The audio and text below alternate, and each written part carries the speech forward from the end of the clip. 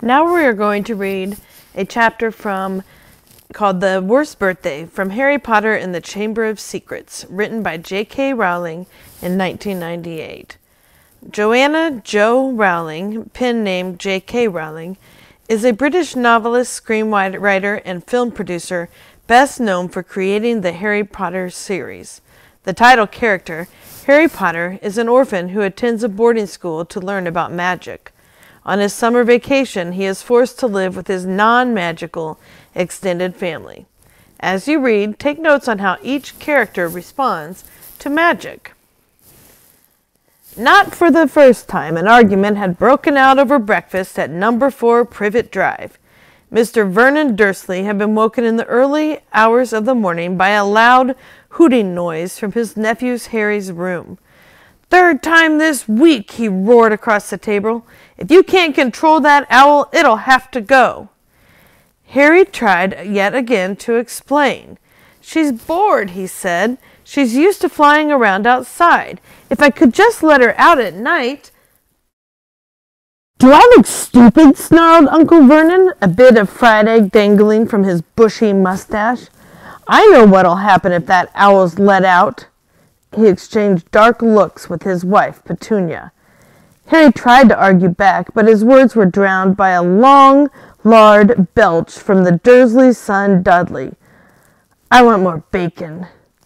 "There's more in the frying pan, sweetum," said Aunt Petunia, turning misty eyes on her massive son.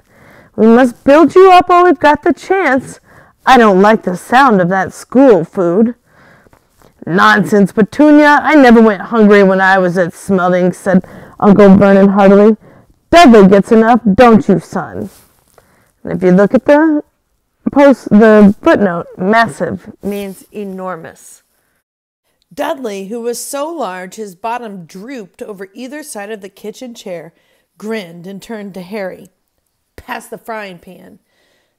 "You've forgotten the magic word," said Harry irritably. The effect of this simple sentence on the rest of the family was incredible.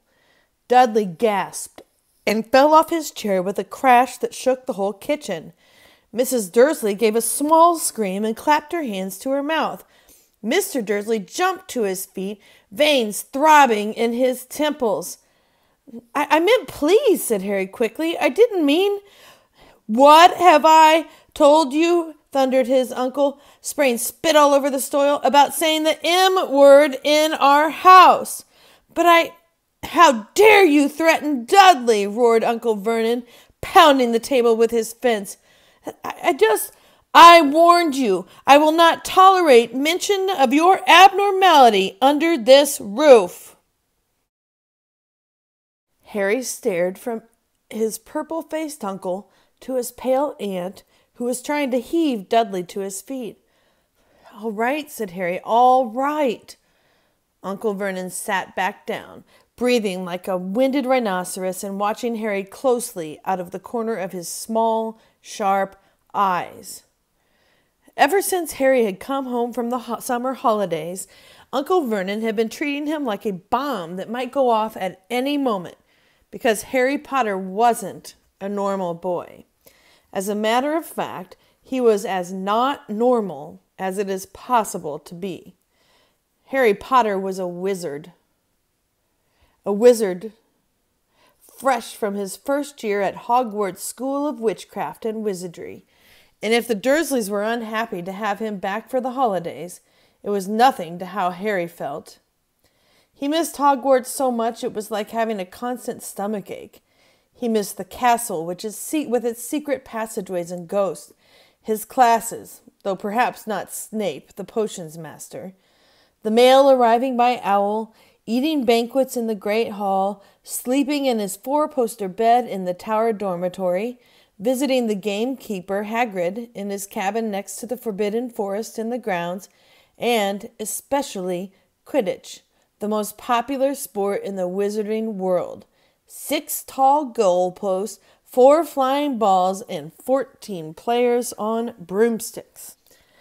All Harry's spellbooks, his wands, robes, cauldron, and top-of-the-line Nimbus 2000 broomstick had been locked in a cupboard under the stairs by Uncle Vernon the instant Harry had come home.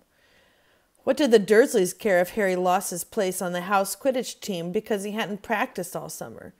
What was it to the Dursleys if Harry went back to school without any of his homework done?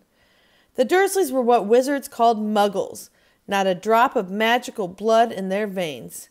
And as far as they were concerned, having a wizard in the family was a matter of deepest shame. Uncle Vernon had even padlocked Harry's owl, Hedwig, inside her cage to stop her from carrying messages to anyone in the wizarding world. Harry looked nothing like the rest of the family. Uncle Vernon was large and neckless, with an enormous black mustache. Aunt Petunia was horse-faced and bony. Dudley was blonde, pink, and porky. Harry, on the other hand, was small and skinny, with brilliant green eyes and jet-black hair that was always untidy. He wore round glasses, and on his forehead was a thin, lightning-shaped scar. It was this scar that made Harry so particularly unusual, even for a wizard. This scar was the only hint of Harry's very mysterious past, of the reason he had been left on the Dursleys' doorstep 11 years before. At the age of 1 year old, Harry had somehow survived a curse from the greatest dark sorcerer of all time, Lord Voldemort, whose name most witches and wizards still feared to speak. Harry's parents had died in Voldemort's attack, but Harry had escaped with his lightning scar, and somehow, nobody understood why, Voldemort's powers had been destroyed the instant he failed to kill Harry. So Harry had been brought up by his dead mother's sister and her husband. He had spent 10 years with the Dursleys, never understanding why he kept making odd things happen without meaning to, believing the Dursleys' story that he had got his scar in the car crash that had killed his parents. And then, exactly a year ago, Hogwarts had written to Harry, and the whole story had come out. Harry had taken up his place at Wizard School, where he and his scar were famous.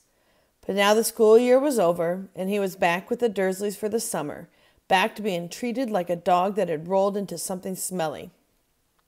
The Dursleys hadn't even remembered that today happened to be Harry's 12th birthday. Of course, his hopes hadn't been high.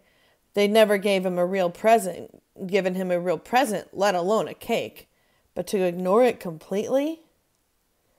At that moment, Uncle Vernon cleared his throat importantly and said, "Now, as we all know, today is a very important day." Harry looked up, hardly daring to believe it. "This could well be the day I make the biggest deal of my career," said Uncle Vernon. Harry went back to his toast. Of course, he thought bitterly. Uncle Vernon was talking about the stupid dinner party. He'd been talking of nothing else for 2 weeks. Some rich builder and his wife were coming to dinner, and Uncle Vernon was hoping to get a huge order from him. Uncle Vernon's company made drills. "I think we should run through the schedule one more time," said Uncle Vernon. "We should all be in position at 8 o'clock. Petunia, you will be—" "In the lounge," said Petunia promptly, "waiting to welcome them graciously to our home." "Very good. And Dudley?" "I'll be waiting to open the door." Dudley put on a foul, simpering smile. "May I take your coats, Mr. and Mrs. Mason?" "They'll love him," cried Aunt Petunia rapturously. "Excellent, Dudley," said Uncle Vernon. Then he rounded on Harry. "And you?" "I'll be in my bedroom, making no noise and pretending I'm not there," said Harry tonelessly. "Exactly," said Uncle Vernon nastily. "I will lead them to the lounge, introduce you, Petunia, and pour them drinks. At 8:15, I'll announce dinner," said Aunt Petunia. "And Dudley, you'll say—" "May I take you to the dining room, Mrs. Mason?" said Dudley, offering his fat arm to an invisible woman. "My perfect little gentleman," sniffled Aunt Petunia. "And you?" said Uncle Vernon viciously to Harry. "I'll be in my room, making no noise, and pretending I'm not there," said Harry dully. "Precisely. Now, we should aim to get in a few good compliments at dinner. Petunia, any ideas?" Vernon tells me you're a wonderful golfer, Mr. Mason. Do tell me where you bought your dress, Mrs. Mason. Perfect. Dudley, how about, we had to write an essay about our hero at school, Mr. Mason, and I wrote about you. This was too much for both Aunt Petunia and Harry. Aunt Petunia burst into tears and hugged her son, while Harry ducked under the table so they wouldn't see him laughing. And you, boy? Harry fought to keep his face straight as he emerged. I'll be in my room, making no noise and pretending I'm not there, he said. Too right, you will, said Uncle Vernon forcefully. The Masons don't know anything about you, and it's going to stay that way. When dinner's over, you take Mrs. Mason back to the lounge for coffee, Petunia, and I'll bring the subject around to drills. With any luck, I'll have the deal signed and sealed before the news at 10. We'll be shopping for a vacation home in Majorca this time tomorrow. Harry couldn't feel too excited about this. He didn't think the Dursleys would like him any better in Majorca than they did on Privet Drive. Right, I'm off into town to pick up the dinner jackets for Dudley and me. And you, he snarled at Harry, you stay out of your aunt's way while she's cleaning. Harry left through the back door. It was a brilliant, sunny day. He crossed the lawn, slumped down on the garden bench, and sang under his breath, Happy birthday to me, happy birthday to me. No cards, no present, and he would be spending the evening pretending not to exist. He gazed miserably into the hedge. He had never felt so lonely. More than anything else at Hogwarts, more even than playing Quidditch, Harry missed his best friends, Ron Weasley and Hermione Granger. They, however, didn't seem to be missing him at all.